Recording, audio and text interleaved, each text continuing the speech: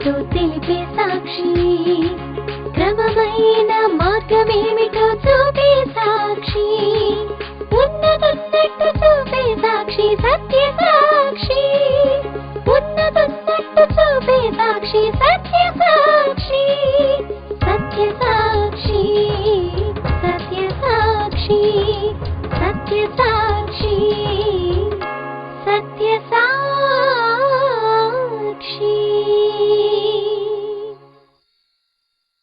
సత్య సాక్షి అను మా టీవీ కార్యక్రమమునకు ప్రేమపూర్వక ఆహ్వానము.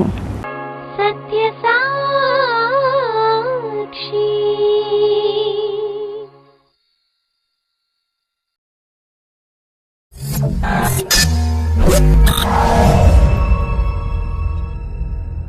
దేవుని సేవకుడు దేవుని మాటను మాత్రమే చెప్పడానికి ఉన్నాడు కానీ తనకు తోచిన సోది చెప్పడానికి లేదు. దేవుని గ్రంథంలో లేని స్టేట్మెంట్ చెప్పకూడదు. శాపగ్రస్తుడు అవుతాం.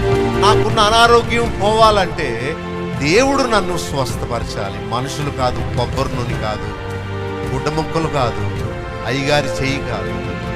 విశ్వాస సహితమైన ప్రార్థన. రోగిని ఎందుకు దేవుణ్ణి మోసగిస్తున్నావు అనుకుంటున్నారు మీరు? నీ రహస్య పాపాన్ని దాచుకుని నీవెక్కడికి వెళ్ళలేవు.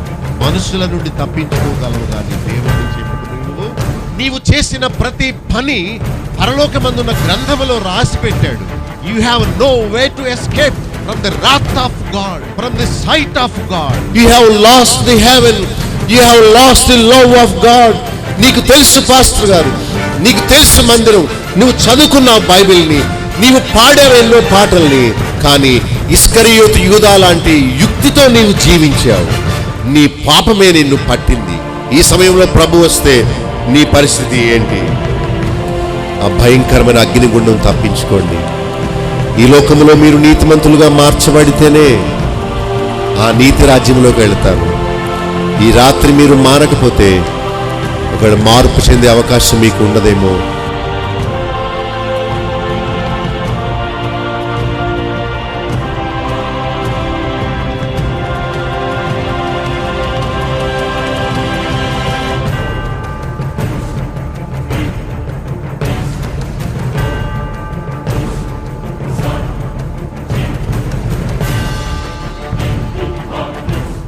గలతీ 5:16-21 వరకు చదువుతాను.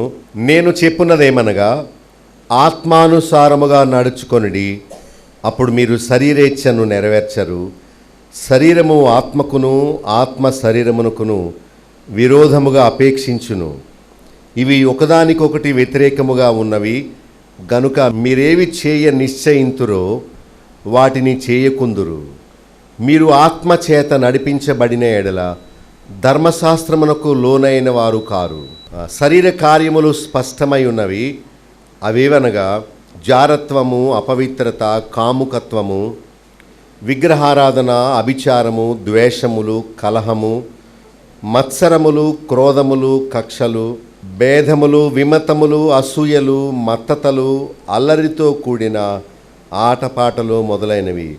వీటిని గూర్చి నేను మునుపు చెప్పిన ప్రకారము ఇట్టి వాటిని చేయువారు దేవుని రాజ్యమును స్వతంత్రించుకొనరని మీతో స్పష్టముగా చెప్పుచున్నాను. దేవుని వాక్యాన్ని క్రమముగా చదువుకోవడం మంచి లక్షణం. కొందరు భక్తిహీనులు లాటరీ పద్ధతిలో చదువుతారు. మరికొందరు భక్తిహీనులు క్యాలెండర్ మీద ఆ రోజు ఉన్న తారీఖులో చిన్ని 2 మాటలు, చిన్న కాలం కదా, ఆ గడే చిన్నగా ఉంటుంది. దానిలో ఒక లైన్ కూడా, ఒక వచనం కూడా పట్టదు. ఒక 4-5 పదాలు ఉంటాయేమో. కేవలము 4-5 పదాలే చదువుకొని అమ్మయ్య ఈరోజు మొక్కుబడి అయిపోయింది అనుకుని వెళ్ళిపోతారు. మిమ్మల్ని ఎవరైనా భోజనానికి పిలిచి 4-5 మెతుకులు పెట్టి వెళ్ళిపోమన్నారు అనుకోండి, మీరు తృప్తి చెందుతారా? 4-5 మెతుకులతో తృప్తి ఎలా పడతాం? మనం కడుపు ఎలా నిండుద్ది? దేవుని వాక్యాన్ని ఒక పద్ధతిలో చదవాలి. ఒక పుస్తకాన్ని ప్రారంభిస్తే దాన్ని ముగించాలి. ఎవరో మనల్ని తరుముతున్నట్టు స్పీడ్గా వెళ్ళిపోకూడదు. అవసరమైతే ఆ రోజు ఆ ఒక్క వచనం దగ్గరే ఆగిపోవాలి. దేవుడు మనతో మాట్లాడే విధంగా మనము ఆయనకు అవకాశాన్ని ఇవ్వాలి. ప్రతి అధ్యాయములో వచనాలు ఉంటాయి. ప్రతి వచనాల్లో కొన్ని స్టేట్మెంట్స్ ఉంటాయి, కొన్ని ఆణిముత్యాల్లాంటి పదాలు ఉంటాయి, వర్డ్స్ ఉంటాయి. వాటిని మనం ఆగి చదివితే, దేవుని ఆత్మ సహాయం మనం తీసుకుంటే గొప్ప అర్థాన్ని, గొప్ప విలువైన విషయాన్ని మనకు దేవుడు తెలియపరుస్తాడు. సో ఎన్ని అధ్యాయాలు చదివేనా అనేది ముఖ్యం కాదు, దేవుడు ఈరోజు నాతో మాట్లాడారా లేదా అనేదే ముఖ్యం. సో మనం అనుసరించే పద్ధతి మంచిది. గత వర్తమానంలో 13 నుండి 15 వరకు చదువుకున్నాము. 13వ వచనంలో దేవుడు మనల్ని స్వతంత్రులుగా ఉండమని పిలిచాడు. మనల్ని స్వతంత్రులుగా చేసింది ఎందుకంటే, మళ్ళా మనము దాస్యం అనే కాడి క్రిందకు చిక్కుకోకూడదు. ఏ అలవాటు మనల్ని బంధించకూడదు. ఏ వ్యక్తికి మనము బానిసలం అయిపోకూడదు. యేసు ప్రభు మనల్ని కొనుక్కున్నాడు. మనము ఆయన వారమే కానీ అయ్యగారుల సంబంధించిన మనుషులము కాము. మనము దేవుని వారము. ఒక ఆయన అప్పుడప్పుడు తినేయచ్చు అరటిపళ్ళు తినొచ్చు. షుగర్ ఏం చేస్తుంది? అరటిపళ్ళు ఏం చేయు.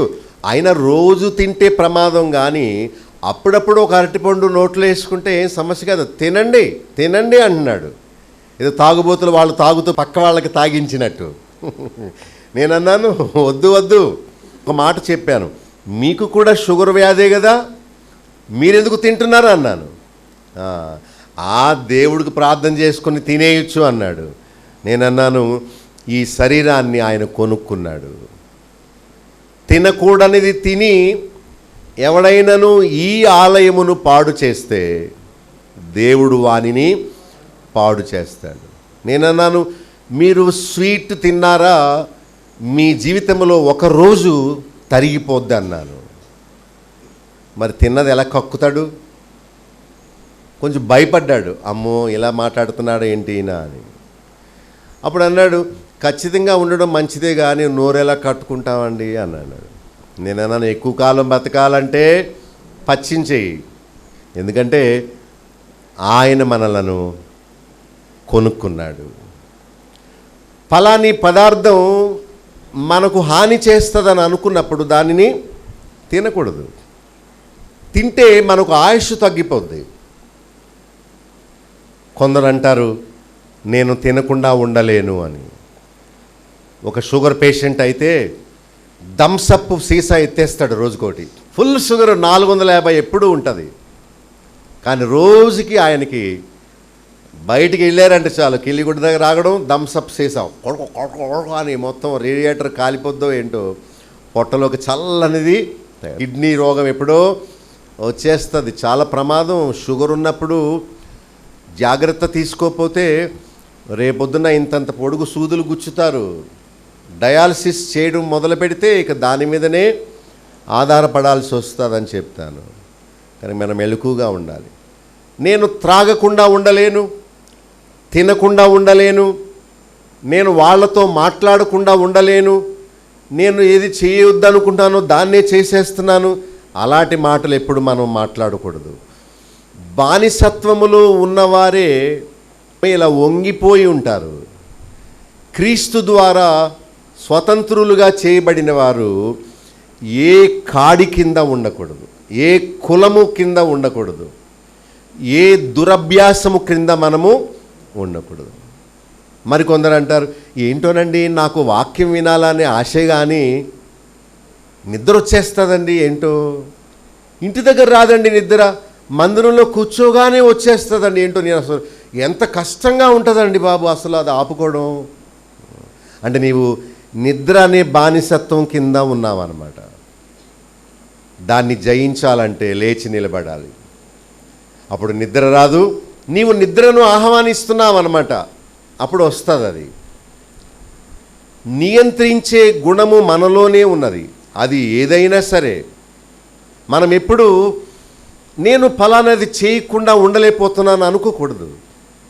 క్రీస్తు మనల్ని విడుదల చేశాడు, మళ్ళా మనము బానిసత్వంలోకి వెళ్ళకూడదు. మనం పిలువబడ్డాం, స్వతంత్రులుగా ఉండడానికి పిలువబడ్డామని 13వ వచనంలో ప్రేమ కలిగి సేవ చేసేవారుగా ఉండాలని నేర్చుకున్నాము. 14లో నిన్ను వలె నీ పొరుగువారిని ప్రేమించాలి. అంటే మనల్ని ఎలా మనం చూసుకుంటున్నామో అలాగే ఇతరులను కూడా ప్రేమించాలి.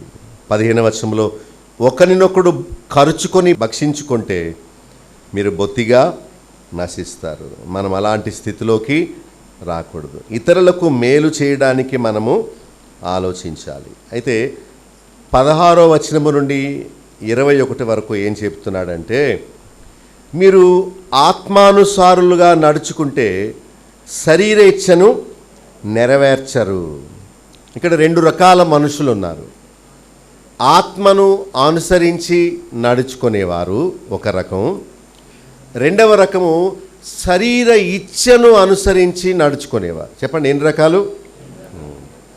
అంటే దేవుణ్ణి నమ్మిన వారిలోనే ఈ 2 ఉంటాయి. దేవుణ్ణి నమ్మని వారిలో ఒక్కటే ఉంటుంది, అది శరీరము.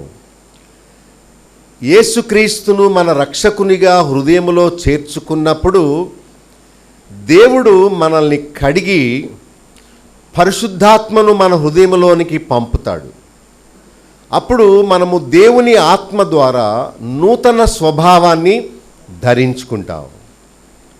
పాతది పోయి క్రొత్తది వస్తుంది.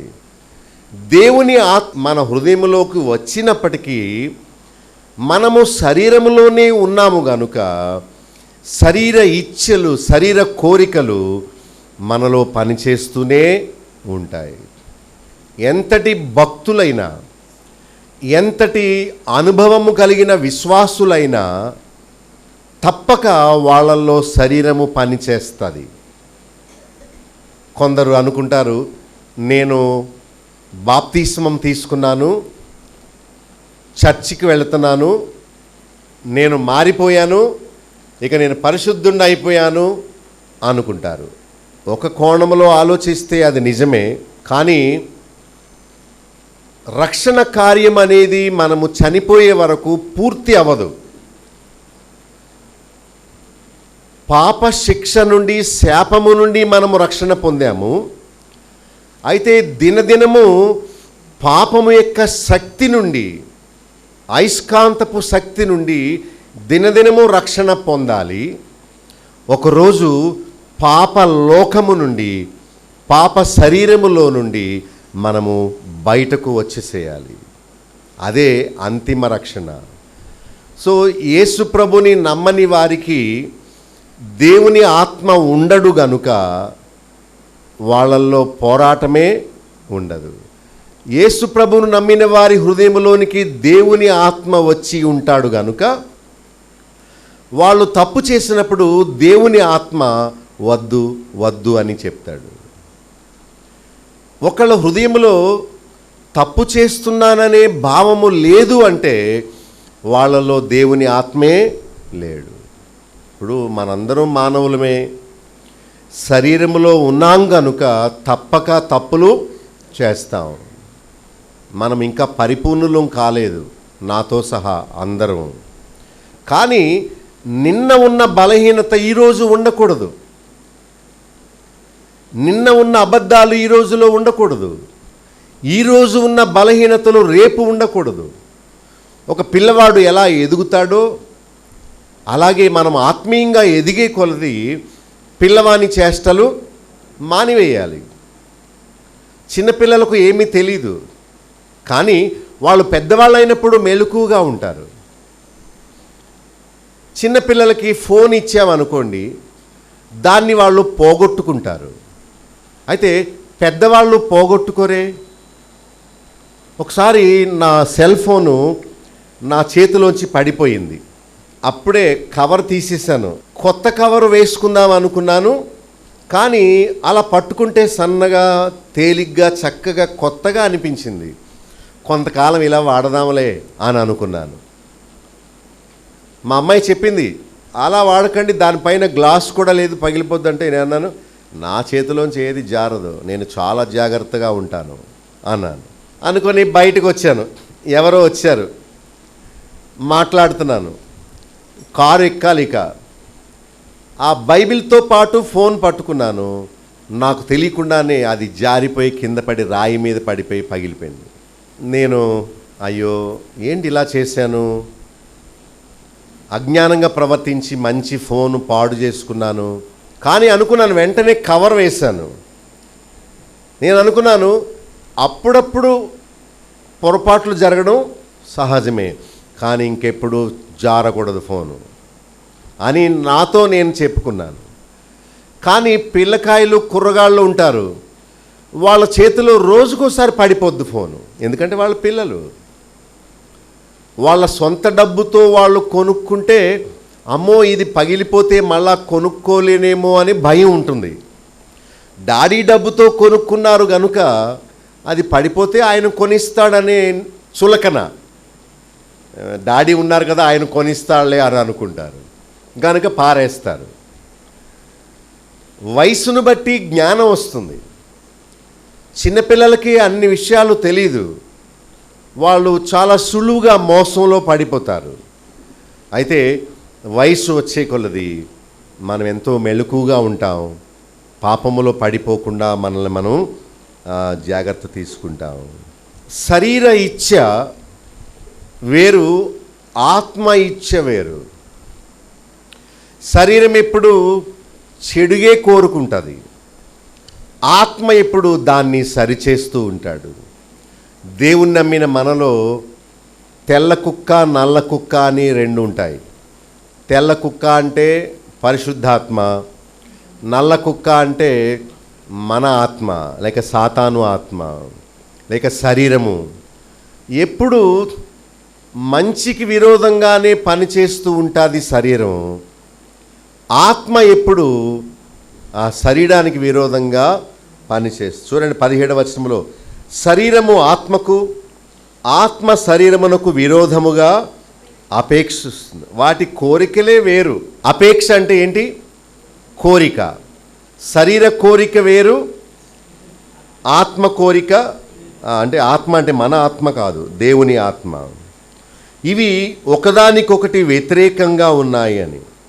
మీరు ఎప్పుడైనా రెండు అయస్కాంత ముక్కలు కలపడానికి ప్రయత్నం చేశారా? ఒక అయస్కాంతము లేక ఒక ఐరన్, ఒక ఇనుము పదార్థము పక్కన పెడితే టప్ మన అంటుకుంటాయి. కానీ రెండు అయస్కాంతాలు కలిసి అతకడానికి ప్రయత్నం చేస్తే ఇది ఇటు వెళ్ళిపోద్ది. అయస్కాంతము ఒకటికొకటి అతకదు, చాలా వ్యతిరేక దిశలో దగ్గరికి పెడుతుంటే విడిపోతూ ఉంటాయి. మరి ఏంటో ఆ శక్తి అలాంటిది. అలాగా ఆత్మకు శరీరానికి పొంతన ఉండదు, కానీ అవి రెండు మనలోనే ఉంటాయి, మనలోనే ఉండి పోరాడుతూ ఉంటాయి. శరీరానికి వ్యతిరేకంగా ఆత్మ పోరాడుతుంది, ఆత్మకు వ్యతిరేకంగా శరీరము పోరాడుతుంది. మీరేవి చేయ నిశ్చయింతిరో వాటిని చేయరు. అంటే ఆత్మ ద్వారా మనము అబద్ధాలు ఆడకుండా ఉండాలని అనుకుంటాం, సినిమాలు చూడకుండా ఉండాలని అనుకుంటాం కదా. మందిరంలో ఉన్నప్పుడు మన మనస్సు మారుతుంది. సరే, పాస్టర్ గారు ఎన్నో సంవత్సరాల నుంచి చెప్తూ ఉన్నారు, నేను ఈ రోజు నుండి చూడను అని అనుకుంటాం. కానీ 10-15 రోజులు ఖచ్చితంగా ఉంటాం.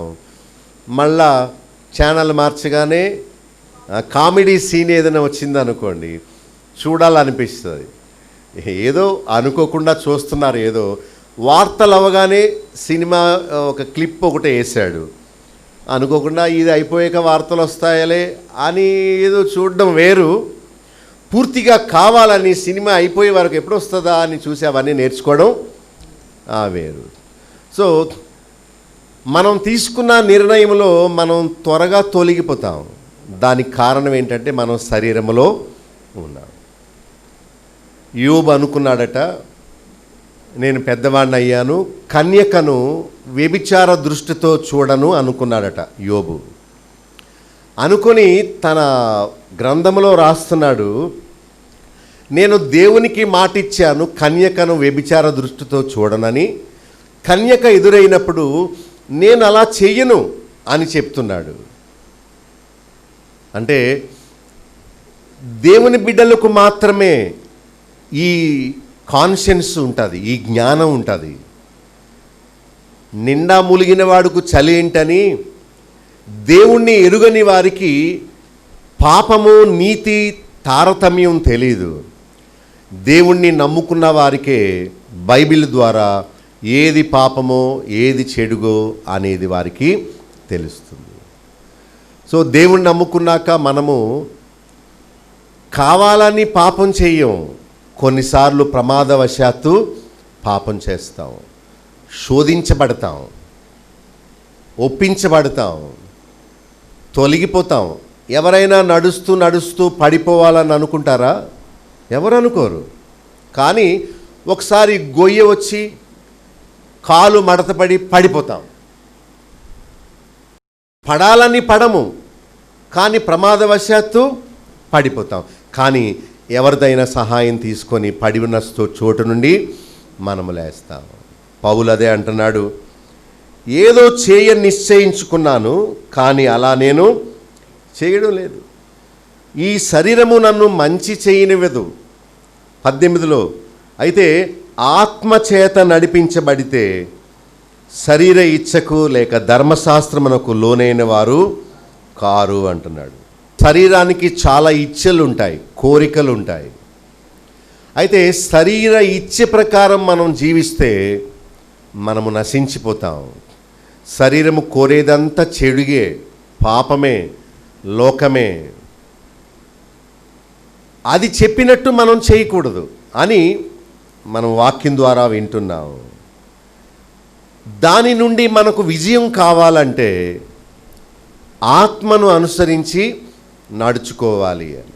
ఇతర దేశాలకి వెళ్ళడానికి వీసా అడిగిన వాళ్ళకి ఇవ్వరు, ముఖ్యంగా యవనస్తులకు ఇవ్వరు. కానీ వివాహం అయిన వారికి ఇస్తారు. వివాహం అయినా కూడా ఒంటరిగా దేశానికి వెళ్ళాలంటే ఇవ్వరు. ఈ గల్ఫ్ దేశాలకు అందరికి ఇచ్చేస్తారులేండి. కానీ యూరోప్ దేశాలకి కానీ అమెరికా వంటి ఉన్నత దేశాలకి వెళ్ళాలంటే ఎంత ఆస్తి ఉన్నా పంపరు. వాళ్ళు చూసేది ఏంటంటే భార్య ప్రక్కన ఉందా లేదా, భర్త ప్రక్కన ఉందా లేదా అని చూస్తారు. అంటే శోధనకు గురి అవ్వకుండా ఉండాలంటే ప్రక్కన భార్య కానీ భర్త కానీ ఉండాలి. ఈ మధ్య ఈ పిల్లాడు గోళ్ళు దూకుతున్నాడు అని అంటే వాడి రోగానికి విరుగుడు ఏంటంటే పెళ్లి చేసేయాలి. అప్పుడు గోళ్ళ దూకడం మానేసి గుదిబండ ఉంటుంది కదా, అదొక్కటే విరుగుడు. అలాగే శరీర క్రియలు మనలో జరగకుండా ఉండాలంటే దేవుని ఆత్మ ఒక్కడే మనల్ని అడ్డుకునేవాడు.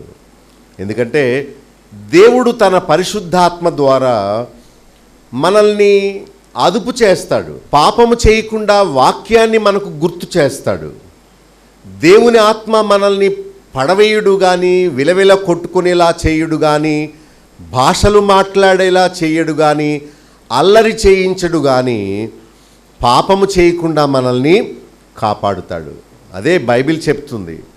మీరు ఒక స్టడీ చేయొచ్చు, పరిశుద్ధాత్ముడు ఎవరు, ఆయన చేసే కార్యాలు ఏంటి అని మనం కూర్చుంటే వాక్యములో ఇదిగో సర్వసత్యములోనికి నడిపిస్తాడు, వాక్యమును జ్ఞాపకం చేస్తాడు, పెండ్లి కుమార్తె వలె సిద్ధపరిచి మలినమంతా కడిగి ప్రభు రాకడ కొరకు మనల్ని సిద్ధపరుస్తాడు అనే గొప్ప విషయాలు ఒక్కొక్కటి మనకు కనిపిస్తాయి. సో దేవుణ్ణి నమ్ముకున్న వారి హృదయంలో సంచకరువుగా, సహాయకుడుగా దేవుడే తన పరిశుద్ధాత్మను మన హృదయంలోనికి పంపుతాడు. సో ఆయన ఆత్మ కలిగిన వారే ఆత్మ సహాయముతో శరీరేచ్ఛను జయించాలి. ఏం చేయాలి? ఇప్పుడు శరీర కోరికను జయించడం చాలా కష్టం, మన వల్ల కాదు. అయితే దేవుని ఆత్మ చెప్పినట్టు ఎవరు చేస్తారో వారు మాత్రమే శరీర ఇచ్ఛను వారు జయించగలుగుతారు. ఒక మంచి పెన్ పడి ఉంది, పెన్ అంటే ఒక 10 రూపాయలు, మహా ఉంటే ఒక 20 రూపాయలు ఉంటుంది. సో దేవుడు ఎరుగక ముందు కనబడినవన్నీ మన బ్యాగ్లో వేసుకునేవాళ్ళం. మనవడికి పని చేస్తాయిలే అనుకొని. అంటే అది ఒక శరీర బుద్ధి అనమాట. కష్టపడి సంపాదించింది తీయగా ఉండదు, అక్రమంగా వచ్చిందే చాలా ఆనందం కలిగిస్తుంది. అదే వెధవ బుద్ధి, అదే శరీర ఇచ్చ అంటే. తన సొంత భర్త, సొంత భార్య అందంగా కనిపించరు, బయటవాడి భార్య, బయటవాడి భర్త అందంగా కనిపిస్తారు. అదే తుచ్చమైన ఈ శరీరం యొక్క దుర్గుణం. ఇప్పుడు దేవుణ్ణి నమ్మక ముందు కనబడిన ఎల్లా బ్యాగ్లో వేసుకునేవాడు, జేబులో వేసుకునేవాడు. ఇప్పుడు ప్రభువుని నమ్ముకున్నాక దేవుని ఆత్మ అతనిలో వచ్చాడు కనుక ఇప్పుడు ఆ కనబడిన పెన్ను, కొత్త పెన్నును తీసుకుని లోపల వేసుకుందాం అనుకునేటప్పటికి దేవుని ఆత్మ వాక్యం ద్వారా మాట్లాడుతున్నాడు. నీ పొరుగు వాని దేనిని ఆశించకూడదు అని ఉంది కదా. మరి ఆ పెన్ను నీది కాదు కదా, ఎవరో పారేసుకున్నారు. మరి నువ్వెందుకు ఆశిస్తున్నావు? నువ్వెందుకు తీసుకోవాలనుకుంటున్నావు? చూసారా, తానేమో ఆశపడింది, ఎవరు చూచేవాళ్ళు లేరు. ఆ వస్తువు తీసుకుందామని అనుకునే టైంలో దేవుని ఆత్మ అతనితో మాట్లాడుతున్నాడు. This does not belong to you. ఎందుకు ఆశపడుతున్నావు? ఈ వస్తువు నీది కాదు, నీకు సంబంధించింది కాదు. నమ్మకస్తుడుగా ఉండాలని దేవుడు నిన్ను కోరాడు కదా. ఈ చిన్ని 10 రూపాయల పెన్ విషయంలో నీవు నమ్మకంగా ఉండకపోతే దేవుడు నీకు భార్యను ఎలా ఇస్తాడు, భర్తను ఎలా ఇస్తాడు, నీకు బాధ్యతలు ఎలా ఇస్తాడు, డబ్బు ఎలా ఇస్తాడు అని దేవుని ఆత్మ మనలో వాక్యాన్ని జ్ఞాపకం చేస్తాడు. అప్పుడు అనిపిస్తుంది, అవును, నేను ఈ 10 రూపాయల గురించి కక్కుర్తి పడితే నా ఆస్తి మొత్తం పోతుంది అని. ఆ శరీర ఇచ్ఛకు లోబడక మనము దేవుని ఆత్మకు లోబడి పాపము నుండి మనం తప్పించబడతాం. ఇంతకీ మీరు చేతివాటం మానేశారా, లేకపోతే అప్పుడప్పుడు కభీ కభీ ఐసా కర్తా హై? శరీరం ఎప్పుడు పని చేస్తూ ఉంటుంది, చేస్తుందా లేదా? నాకు పని చేస్తుంది, మీకు పని చేస్తుంది. 90 సంవత్సరాల విశ్వాసికి కూడా చచ్చే వరకు కూడా ఈ శరీరం బుసలు కొడుతూనే ఉంటుంది. అయితే దేవుణ్ణి నమ్మిన వారు ఆత్మానుసారులుగా జీవించాలంటే ఆత్మ ఏం చెబుతాడో ఆ ప్రకారం మనము చేయాలి. మనము దేవునికి ఇచ్చిన వాగ్దానాన్ని దేవుని ఆత్మ మనకు జ్ఞాపకం చేస్తాడు. ఇదిగో యోబు అన్నట్టుగా నువ్వు కూడా మాట ఇచ్చావు కదా, ఇక నుండి పేరాస కలిగి ఉండను అని మాట ఇచ్చావు కదా, ఇక నుండి నేను చేతులారా కష్టపడి పని చేస్తానని మాట ఇచ్చావు కదా అని దేవుని ఆత్మ మనము దేవునితో ఎలాంటి ఒడంబడిక చేసుకున్నామో దానిని మనకు జ్ఞాపకం చేస్తాం. అది దేవుణ్ణి నమ్ముకోవడం అంటే. అప్పుడు మనం శరీరం చెప్పినట్టు చేయకుండా మనము దేవుని ఆత్మ చెప్పినట్టు ఇంతకీ శరీరం ఏం చెప్పుద్ది? 19వ వచనంలో శరీర క్రియలు ఏవంటే జారత్వము అంటే ఇమ్మొరాలిటీ, అపవిత్రత అంటే ఇంప్యూరిటీ, కాముకత్వము అంటే డిబేచరీ, విగ్రహారాధన ఐడాలట్రీ, అభిచారము విచ్ క్రాఫ్ట్ అంటారు, ద్వేషము ఇతరులను ద్వేషించడం హేటెడ్, కలహము డిస్గార్డ్ అంటారు, మత్సరము అంటే స్వార్థం అన్నమాట, అంటే సెల్ఫిష్ యాంబిషన్, క్రోధములు, కక్షలు ఫ్యాక్షన్ అంటారే, ఫ్యాక్షన్ అంటే కక్షలతో ఉండడం, భేదములు అంటే ఎన్వి,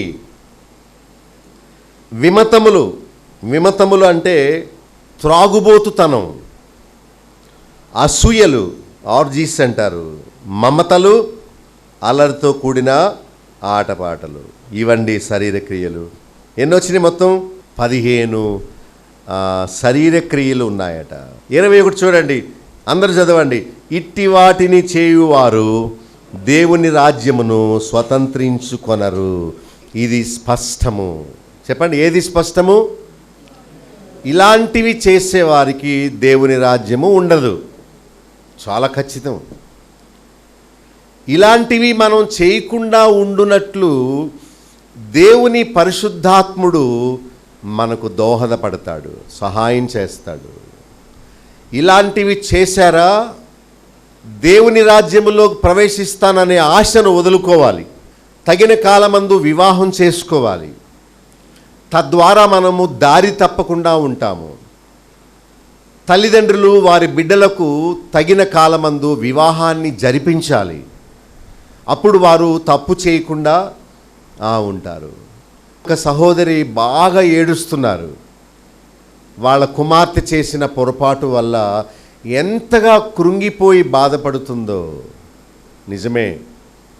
మరి ఇలాంటివి చేయకుండా ఉండేలా మనము దేవుని ఆత్మ సహాయము తీసుకోవాలి. రక్షింపబడిన వారే ఇట్టి క్రియలకు బానిసలై దేవుని రాజ్యాన్ని పోగొట్టుకుంటున్నారు, బయటవారు కాదు. అంటే దేవుడు అడ్డగించే పరిశుద్ధాత్మను వాళ్ళ హృదయంలో పెట్టినా అడ్డగించేవాడు చెప్పేది వాళ్ళు వినరన్నమాట. దేవుని ఆత్మ వాక్యం ద్వారా మనతో మాట్లాడుతున్నా ఇది తప్పు ఇది తప్పు అని చెబుతున్నా వాళ్ళు మొండికేసి వాళ్ళు దాన్ని వినరన్నమాట. అంటే దేవుని వాక్యానికి అవిధేయత చూపడం వలననే వారు దేవుని రాజ్యములో ప్రవేశించకుండానే నరకంలో పడిపోతారు. శరీరము ఆత్మ ఈ ఇద్దరు మనలో ఉన్నారు. మనకు 3 శత్రువులు ఉన్నారు. వాటిలో ప్రమాదకరమైన శత్రువు శరీరమే. శరీరం ఒక శత్రువు, సాతాను ఒక శత్రువు, లోకము ఒక శత్రువు. ఒక ఓడ నిండా బాంబులు పట్టుకుని వెళ్తున్నారట. ఎందుకు? సముద్రములో అవతలకు వెళ్ళి సముద్రము అవతల ఉన్న దేశం మీద వేయడానికని బాంబులు సిద్ధం చేసుకుని వెళ్తున్నారట. అయితే బాంబులన్నీ వేలాడదీశారట ఆ ఓడలో మధ్యలో. అయితే వేలాడదీసిన ఒక తాడు తెగిపోయి బాంబు కింద పడిపోవడానికి వేలాడుతుందట ఇలా. అంటే అది కానీ పైనుండి కింద పడిందా, ఈ బాంబుల మీద పడిందా, ఆ ఒత్తిడికి బాంబులన్నీ పేలిపోయి ఓడంతా ఏమవుద్ది, డామని పేలిపోయి దానిలో ఒక్కళ్ళు కూడా మిగిలి. అంటే శత్రువు మీద వేద్దామనుకున్న బాంబు వీళ్ళ మీదే పడి వాళ్ళని సర్వనాశనం చేయడానికి సిద్ధంగా ఉంది. అప్పుడు ఎవరో అన్నారట, ఆగండి, శత్రువు మీద వేయడానికి వెళ్ళిపోతున్నారు. బయట శత్రువు కాదు, ఇప్పుడు లోపట ఉన్న శత్రువుని జయించాలి. ఏంటంటే మనలోనే ఊగేసలాడుతున్న ఆ కట్టు ఊడిపోయిన బాంబును మనం సరిచేద్దామని ప్రయాణం వెళ్ళే ఓడను ఆపి అది కింద పడిపోకుండా దాన్ని గట్టిగా కట్టి వాళ్ళల్లో ఉన్న బాంబు వాళ్ళను చంపకుండా వాళ్ళు మెలకువ పడ్డారు. ఒకవేళ లోపల ఉన్న ప్రమాదాన్ని వారు గుర్తించకపోతే వాళ్ళ బాంబే వాళ్ళను నాశనం చేస్తుంది. అలాగే మన జీవితము ఒక ఓడ. ఈ ఓడలో మనము పోరాడవలసిన వారమే కానీ రాజీ పడకూడదు. బయట శత్రువైన లోకము, సాతానుతో పోరాడేది ప్రక్కన పెట్టండి. ముందు మనలో ఉన్న శత్రువును మనం జయించాలి. మనలో ఉన్న బాంబు పేలకుండా మనం చూసుకుంటేనే ఇతరుల రక్షణ కోసం మనం పోరాడగలుగుతాము. బయట శత్రువుతో మనము పోరాడి జయించగలుగుతాము. కనుక మనం అది గుర్తుపెట్టుకోవాలి. ఒక విశ్వాసి దేవుని ఆత్మ సహాయంతో శరీర క్రియలతో నిత్యము పోరాడుతూ ఉండాలి. ఎప్పుడెప్పుడు ఈ పోరాటము? నిత్యము. అంటే ఉదయం లేచింది మొదలు రాత్రి పడుకునే వరకు యుద్ధరంగమే క్రైస్తవ జీవితం. ఒక్కొక్క సీజన్లో కాదు, ప్రతిరోజు పాపముతో శోధనలతో పోరాడుతూ ఉండాలి. మరి మనము ఎవరికైనా అవకాశం ఇస్తేనే వారు మనలోకి వస్తారు. అవకాశం ఇవ్వకుండా ఎవరైనా చొరబడతారా లోపలికి? మనము తలుపు వేయలేదు, తలుపు తీసి ఉంచాం గనుక దొంగవాడు లోపలికి వచ్చాడు. ఒక కుటుంబము ఉన్నది, కట్టుకథ కాదండోయ్, వాస్తవము. ఆమెకు 3 పిల్లలు. ఆమె వివాహం కాని ఒక అతనితో ప్రేమలో పడింది. పడి 3 పిల్లలు నాకు అక్కర్లేదు, నువ్వే ఉంచుకో అని భర్తను వదిలేసి ఆ ప్రియుడు వెంబడబడింది. ఇప్పుడు భర్త ఆ కుర్రవాడిని చంపడానికి తిరుగుతున్నాడు. ఎరా నీ వల్లేరా నా కుటుంబం పతనం అయిపోయింది అని. ఇప్పుడు మీరు జడ్జీలు అనుకోండి, తప్పు ఎవరిదో చెప్పండి. తప్పు వాళ్ళిద్దరిది. ఎక్కువ తప్పు ఎవరిదంటే చెప్పండి, ఇది స్త్రీదే. ఎందుకంటే ఆమె అవకాశం ఇచ్చిన మూలానే యవనస్తుడు శోధింపబడ్డాడు. ప్రతి కుర్రవాడు అందరి వైపు చూస్తాడు, ఎందుకంటే ఆ వయస్సు అలాంటిది. భర్తను ఇక్కడ కొట్టింది ఇలాగా, దానివైపు చూస్తావే అని. ఎందుకంటే అది ఎలా వస్తుంటే వాళ్ళ భర్త ఇలా చూస్తున్నాడు ఆమె వైపు, భార్యను పక్కన పెట్టుకొని. తప్పు ఇతంది కాదు, ఆమెది. స్త్రీ ఒంటరిగా ఉన్నా తన శరీరాన్ని కప్పుకొని ముసుగు వేసుకుని వెళ్ళిపోతే ఎవరు ఆమెను ఏమీ అనరు. ఆమె సినిమాలో ఉన్నట్టుగా తయారైతేనే ఊరంతా ఆమె వెనక పడతారు. దోమలు కుట్టడానికి అవకాశం ఇస్తేనే దోమలు మనల్ని కుడతాయి. దోమలు కుట్టకుండా మనము దోమతెర కట్టుకుంటే ఏ దోమ మనలను ఏమీ చేయలేదు. తప్పు దోమదా మనదా? మనదే. ఆయన నోరు తెరిచి నిద్రపోతున్నాడు, ఆదమరిచి నిద్రపోతున్నాడు, బ్యాగ్ పక్కన పెట్టి నిద్రపోతున్నాడు. అందుకనే దొంగవాడు వచ్చి మెల్లగా తనదైనట్టుగా సూట్ కేసు పట్టుకుని వెళ్ళిపోయాడు. చూచారా, నువ్వు నేను ఇతరులకు అవకాశం ఇస్తేనే వారు మన జీవితంలోకి రాగలరు. మనం దేవుని ఆత్మ సహాయంతో ఉంటే అపవిత్రమైంది ఏది మన లోపలికి ప్రవేశించదు. నిత్యము మెలకుగా ఉండాలి. శరీరం ఎప్పుడు బుస్సలు కొడుతూ ఉంటుంది. మనది కాని దాన్ని ఆశించడానికి ఎప్పుడు కోరుకుంటూ ఉంటుంది. దేవుడిచ్చిన పరిశుద్ధాత్మ సహాయముతో నిత్యము ఆ శరీరేచ్ఛను మనం అణిచివేయాలి. అక్రమమైంది, అపవిత్రమైంది మన దానిలో ప్రవేశిస్తుంది అనుకున్నప్పుడు దేవుని ఆత్మతో దాన్ని మనం నియంత్రించాలి. ఒకతను కావాలని దగ్గరకు జరుగుతున్నాడు బస్సులో. వాడు రౌడీలా ఉన్నాడు, తాగుబోతులా ఉన్నాడు. అమ్మన్నది, కండక్టర్ గారు కొంచెం ఆపండి, ఇక్కడ దిగిపోతాను అంది. ఎంత జ్ఞానవంతురాలే. ఏమా ఇంకా మీ ఊరు ఇంకా రావాలి కదా అంటే, ఇక్కడ దిగిపోతానండి, నా చిన్న పని ఉంది అని దిగిపోయింది. దిగిపోయి ఇంకో ఆటో వస్తే దానిలో ఎక్కి వెళ్ళింది. ఎందుకో తెలుసా? ఆ కుర్రాడు ఆమెను చాలా ఇబ్బంది పెడుతున్నాడు. అందనుకోండి, యాసిడ్ పోస్తాను జాగ్రత్త అంటాడు.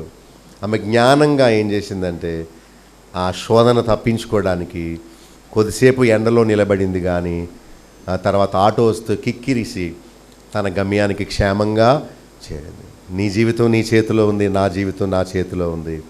శరీరం ఎప్పుడు పాడైపోమని చెప్తుంది. ఈ 15 పాపాల విషయంలో ఎప్పుడు శోధిస్తూనే ఉంటుంది. ఒక నేలలో గడ్డి మొలిచినట్టు మన హృదయంలో నుండి ఈ 15 పాపాలు క్రొత్తగా పుట్టుకొస్తాయి. కళ్ళ నుండి చూచే పాపము, చెవుల నుండి వినిన పాపము, స్పర్శ ద్వారా సంక్రమించే పాపము, మన చుట్టూ ఉన్న పరిస్థితులను బట్టి వచ్చే పాపము. అయితే దేవుని ఆత్మ ఉన్నవారే ఆ పాపపు ఆశలను జయించగలుగుతారు. ఒకవేళ దేవుని ఆత్మ మీలో ఉన్నా వాడిని నోరు మూయిస్తే ఏమి చేయలేరు. ఒక ఆమె గురించి గతంలో మీకు చెప్పాను.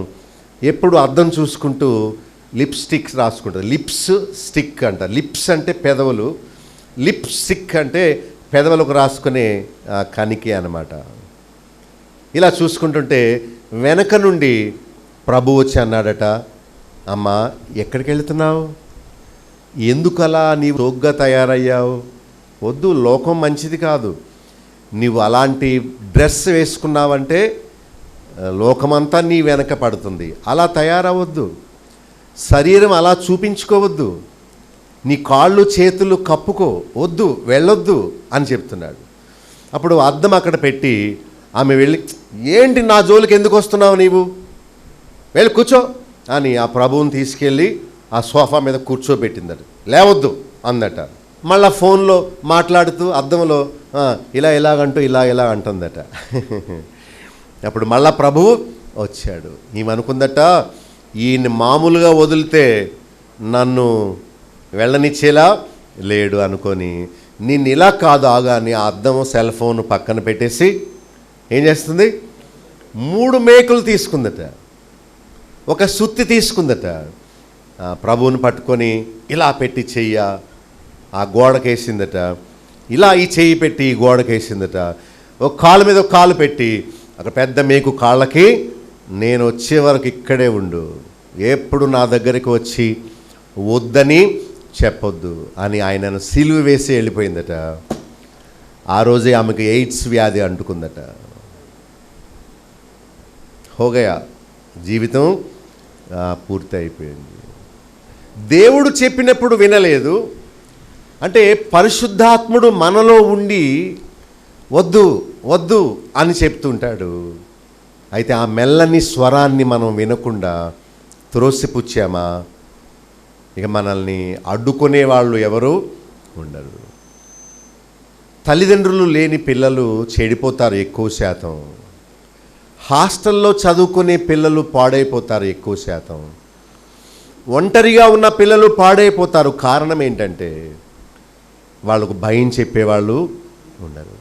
దేవునికి స్తోత్రము, దేవుడు తన పరిశుద్ధాత్మను మన హృదయంలో ఉంచాడు. ఆయనే లేకపోతే ఈరోజు మీరు నేను భక్తిలో ఉండగలిగిన వారం కాదు.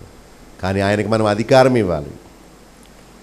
శరీరము గెలవాలో ఆత్మ గెలవాలో నిర్ణయం మనదే. మనం ఎవరిని సపోర్ట్ చేస్తే, ఎవరిని బలపరిస్తే వాళ్ళు విజయం పొందుతారు.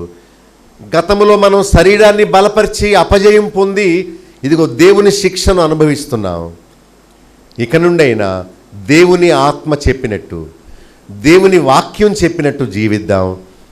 దేవుడు మనకు పాపం మీద విజయం ఇస్తాడు. తద్వారా శిక్షకు మనం పోకుండా మనల్ని రక్షిస్తాడు. ప్రార్థన చేస్తాను. దేవుని మందిరానికి రావడం ఎంత అవసరమో, ఆయన వాక్యాన్ని వినడం వల్ల మన శరీరంలో నుండి పుట్టుకొచ్చే పాపపు ఆలోచనలు, స్వార్థము, దేవునికి విరోధమైన తలంపులు ఆయన ఆత్మ ద్వారా అణిచివేస్తాడు. ప్రతిరోజు యుద్ధమే. మనము ఆహారము తీసుకుని బలపడినట్లు దేవుని ఆత్మ సహాయము చేత శరీర క్రియలను జయిద్దాం. దేవుని ఆత్మ చేసే పనుల్లో ఒకటి, పోరాట సమయాల్లో ఆయనను ఆశ్రయిస్తే ఆయన మనకు జయమిస్తాడు. ఈ లోకము దేవునికి వ్యతిరేకము.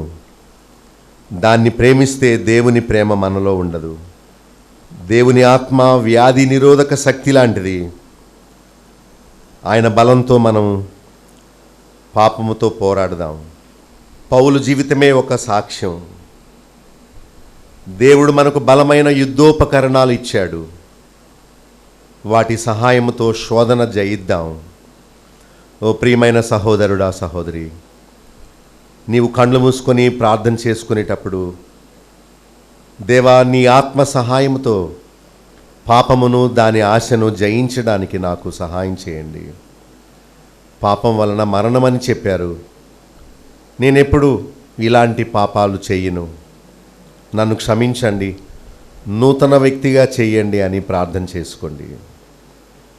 మనము పోరాడున్నది శరీరులతో కాదు, ప్రధానులతో, అధికారులతో, అంధకార సంబంధమగు లోకనాథులతో, దురాత్మల సమూహంతో మనము పోరాడుతున్నాము. పౌలు తిమోతికి చెప్పినట్లు విశ్వాస సంబంధమైన మంచి పోరాటము పోరాడదాం. నిత్య జీవాన్ని చేపడదాం. తండ్రివైన దేవా, మేమంటే మీకెందుకు అంత ప్రేమ? మేము పాపం చేసి నశించిపోవడం నీకు ఇష్టం లేక నీ కుమారుడైన యేసు రక్తము ద్వారా మమ్మల్ని కడిగి నీ పరిశుద్ధాత్మను సంచకరువుగా మా హృదయంలోనికి పెట్టినందుకు స్తోత్రాలు. దేవుని ఆత్మ లేకపోతే మేమేమైపోదు నాయన. మమ్మల్ని తప్పు అని చెప్పేవారు లేకపోతే మేము ఏనాడో నశించిపోదాం. ఈ పాటికే మాకు రోగాలు వచ్చి చచ్చిపోదు. దానికంటే ముఖ్యం ఆ నరకాగ్ని గుండములో పడిపోదాం, పాతాళములో పడిపోదాం. మాకిచ్చిన అవకాశం కొరకు స్తోత్రాలు. మా హృదయములు కఠినమైపోకముందే నీ వాక్యానికి లోబడి విధేయత చూపి నీ ఆత్మ చెప్పే మెల్లని స్వరాన్ని మేము అంగీకరించి పాపము చేయకుండా మేము తప్పించుకోవడానికి సహాయం చేయండి. ఇదిగో ఎవడైనాను నా ఆలయమును పాడు చేస్తే నేను వారిని పాడు చేస్తానని చెప్పారు. మమ్మల్ని అలాంటి భ్రష్టత్వము నుండి విడిపించండి. వాక్యం వినిన బిడ్డలందరిలో గొప్ప మార్పు తీసుకురండి. నేను దేవుని ఆత్మ సహాయముతో నేను శరీర క్రియలను జయిస్తాను. యేసుక్రీస్తు వలె, పౌలు వలె నేను విజయం పొందుతానని అనుకునే గొప్ప తీర్మానం దయచేయండి. రోమాపత్రిక 7వ అధ్యాయం 8వ అధ్యాయం చదువుకొని పౌలు వలె నేను కూడా జయం పొందుతానని గొప్ప తీర్మానము అందరికీ అనుగ్రహించవలసిందని, నీ వాక్యాన్ని మా అందరి హృదయాల్లో ఫలింప చేయవలసిందని, మరి నీలో ఐక్యపరచబడడానికి నీ కృపను సమృద్ధిగా మాకు అనుగ్రహించవలసిందని యేసు నామములో ప్రార్థించి వేడుకుంటున్నాం తండ్రి, ఆమేన్. సత్యసాక్షి టీవీ కార్యక్రమంలోని ఉపదేశాలు మీరు వింటున్నారు కదా, వాటిని అర్థం చేసుకుంటున్నారా లేక అపార్థం చేసుకుంటున్నారా? ఈ కార్యక్రమాల్లోని ఉపదేశాలు ఎవరినో ఉద్దేశించి చెప్పినవి కావు, లేక తప్పు బోధకులను మార్చుటకు తలపెట్టినవి కావు.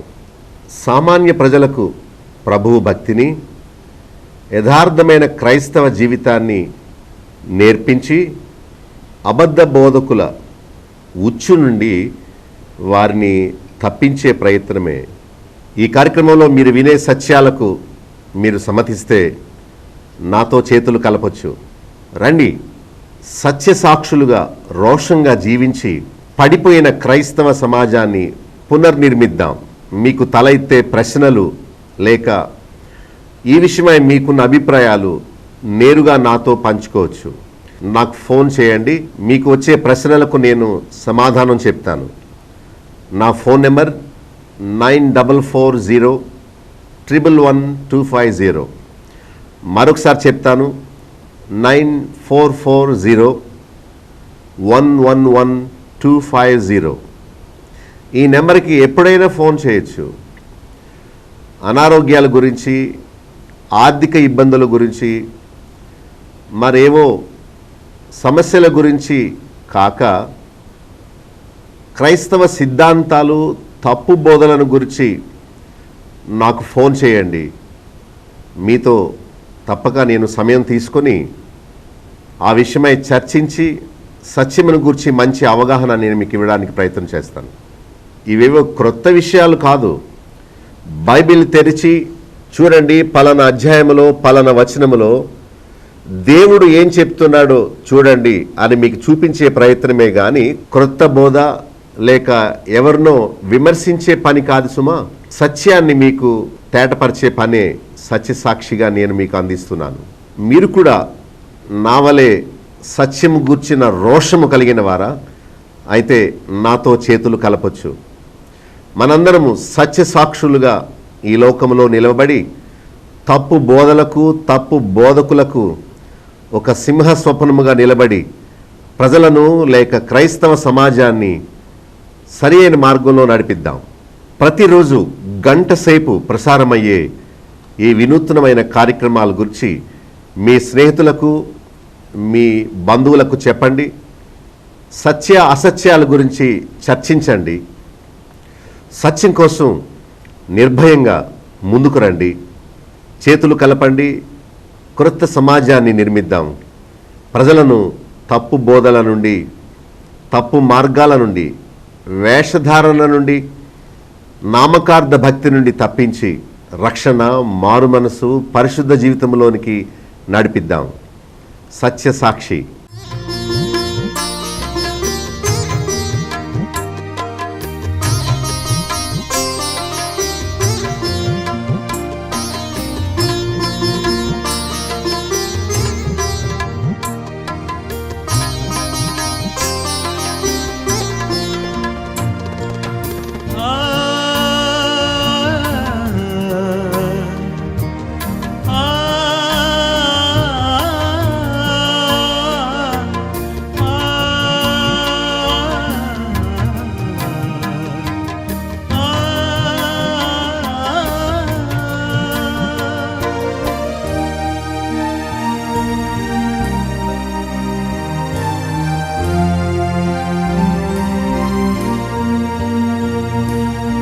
వాక్యమైన దేవుడు విత్తనముగా తన వాక్యమును హృదయములో నాటియుండే ఫలించును రంతలుగా. వాక్యమైన దేవుడు విత్తనముగా తన వాక్యమును హృదయములో నాటియుండే ఫలించును రంతలుగా. వాక్యమైన దేవుడు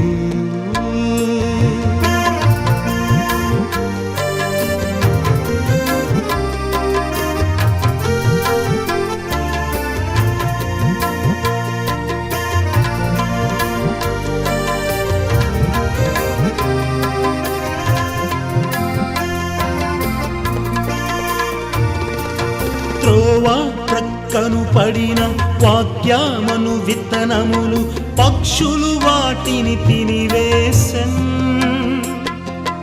రాజ్యవాక్యము వినియు గ్రహింపకుంటేనే దుష్టుడు దానెత్తుకుపోవున్.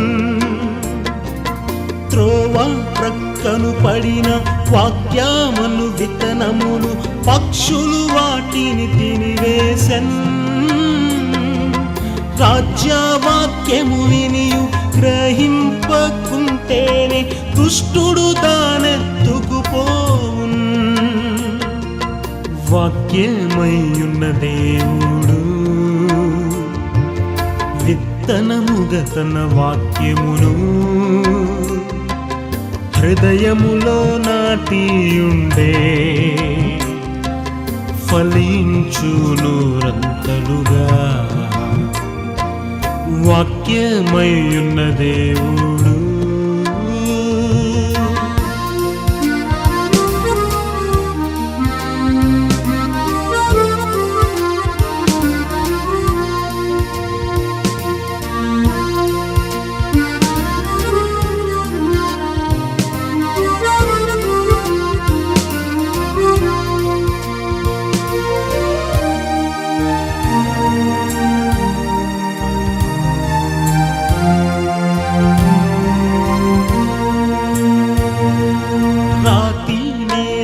పడిన వాక్యమను విత్తనములు మన్నులేనందున ఎండిపోయిన్.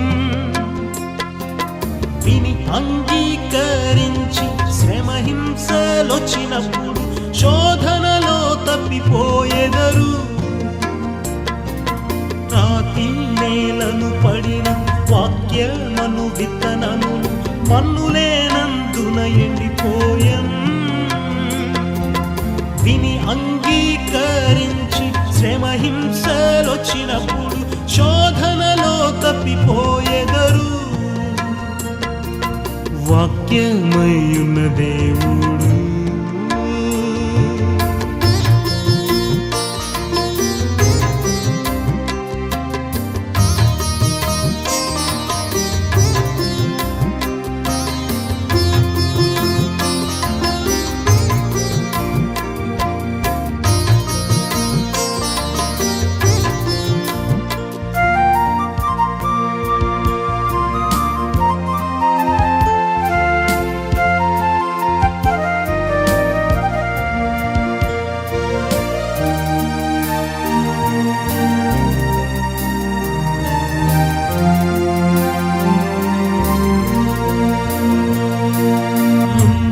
పొదలలో పడిన వాక్యమను విత్తనములు కలిసి మొలిచి వాటిననచెన్.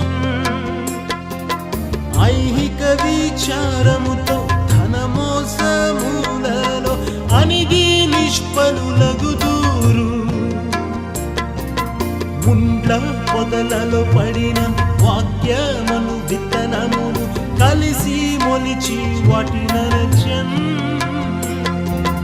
ఐహిక విచారముతో ధనమోసములలో అణిగి నిష్ఫలులగుదురు. వాక్యమయ్యున్న దేవుడు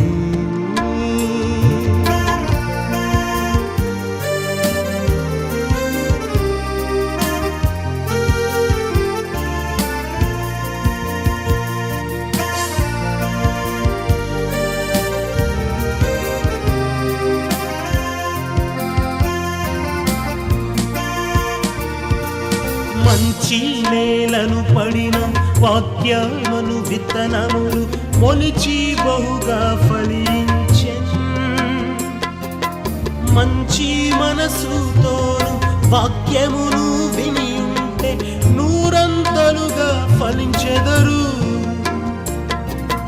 మంచి నేలను పడిన వాక్యమును విత్తనములు మొలిచి బహుగా ఫలించెను. మంచి మనసుతోను వాక్యమును విని ఉంటే నూరంతలుగా ఫలించెదరు. వాక్యమైన దేవుడు విత్తనముగా తన వాక్యమును హృదయములో నాటియుండే ఫలించు నూరంతలుగా. వాక్యమైన దేవుడు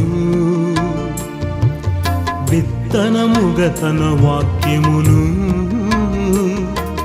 హృదయములో నాటియుండే ఫలించు నూరంతలుగా. వాక్యమైన దేవుడు. మా చిరునామా బాబులోక్ గండి, chairman, Bethel assembly, Nallajerla. Pin code 534112, పశ్చిమ గోదావరి జిల్లా, ఆంధ్రప్రదేశ్. మా ఫోన్ నంబర్స్ 08818277333. మా సెల్ నెంబర్ 9440111250. మరొక సెల్ నెంబర్ 9000000803. మా ఈమెయిల్ ఐడి satysakshiTV@gmail.com. మా వెబ్సైట్ www.bethelassembly.net.